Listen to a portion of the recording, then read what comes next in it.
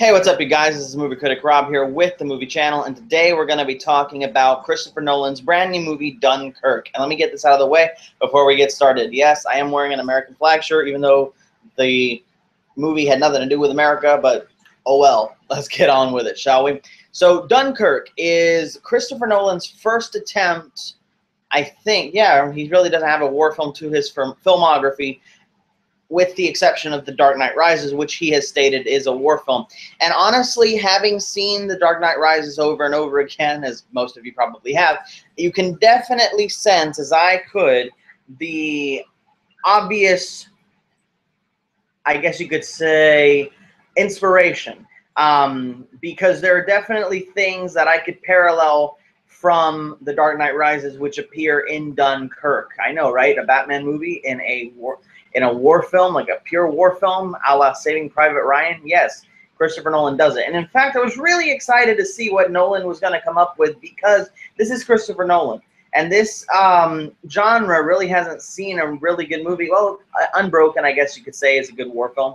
But really, it's a more self-contained character study. But really, the last great war film was Saving Private Ryan. So I wanted to see what Nolan could come up with. So what's the story? Well, the story is based on the true story of the beach, at the beach of Dunkirk.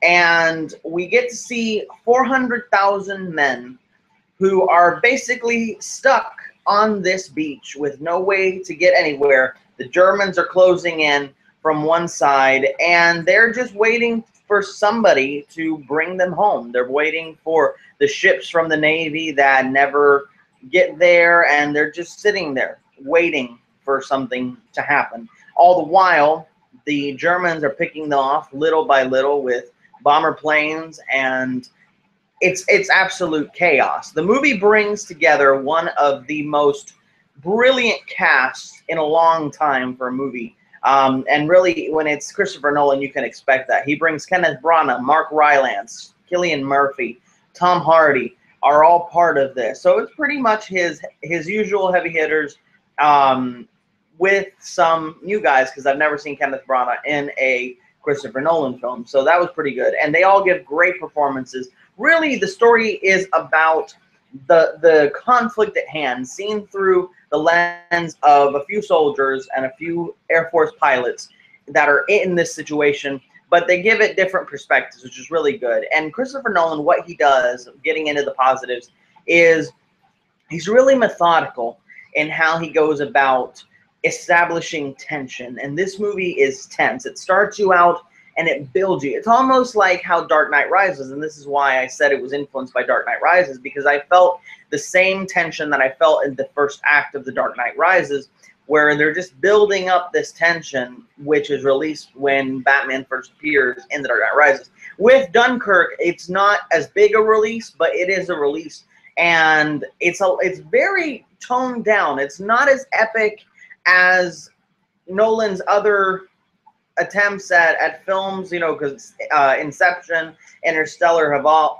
even the Dark Knight trilogy, have all been really, really epic films. And even though this is on an epic scale and you really get these grand shots, the movie in and of itself is very self-contained. And I really appreciated that, because it keeps in the honesty of war and presented through this lens. Another positive, which is really something you don't see a lot nowadays, he does not shy away from the sounds. They are roaring sounds, like the planes flying by. The first bullet shots, you know, the first shots that are taken in this movie, I jumped, because it was loud. It was what you would expect from these great weapons. Negatives of this movie, it was a good movie. And it was funny, because it was one of Nolan's shortest movies, and yet it still felt really long. That's not a comment on how, if I thought the movie was boring or not. It was fantastic. It was tension building, but it really, because he took his time, and there was so much happening, it really made it feel like this was a 2.5-hour epic, when in fact it didn't even reach the 2-hour mark runtime. But really, it was fantastic. There are some slower moments, I will say that, but they all lend, you know, kind of these pauses in the tension, so you know you're not depressed. Because I have seen some movies, specifically modern war movies, that they keep you there, but when you leave the movie, you're so depressed. This one didn't get there for me, and I'm glad that it didn't, because I want to be able to do my review and not be like, oh my god, I'm so depressed. But excellent job. So final thoughts. This movie was fantastic. Nolan did another great job. It's really one of the smaller films that I've seen from him. Then again, I've never seen Memento or Insomnia, but this is a small, honest war film on a grand scale, which is really hard. It's really a weird description, but that's what it is. Take it for what you will, but I really enjoyed it, and I really would like to see it again. It was really, really nice, the slow burn of it, the winding up of the tension, where, you know, you get to these moments, and it's really, really good moments of tension. So, I'm going to switch over to the spoilers. I want to talk a little, well, yeah, I'll talk a little bit of spoilers. So if you're still here, feel free to skedaddle, and we'll talk a little bit about spoilers. All right. All right. If you're here, I'm going to assume that you want to see the spoilers. So,